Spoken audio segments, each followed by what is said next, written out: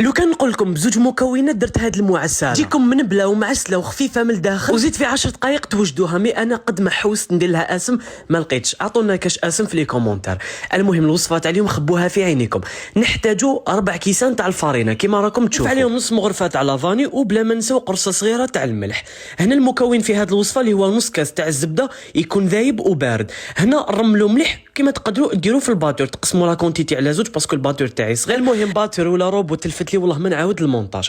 بعد رملتها هكا كيما راكم تشوفوا تجيكم كيما عجينه اللوز. نحتاجوا كاس تاع الماء يكون دافي ونطموا هذيك العجينه تاعنا، والعجينه تاعنا هنايا تكون شويه اطريه كيما راكم تشوفوا النتيجه في الفيديو. انا هنا باش ننزل في الوصفه خليتها 5 دقائق في الكونجيلاتور، كيما تقدروا ديروها في الفريجيدار لمده 10 دقائق. حليتها كيما راكم تشوفوا بالحلال. وهنا نروحوا نجيبوا هذوما لي ديسك ولا لي مول تاع لي صابلي ولا اي مول كان عندكم نطبعوا. وهذا هو السمك تاعها. في زيت تكون شعلت عليها من قبل، النار تكون قليله وسخونه.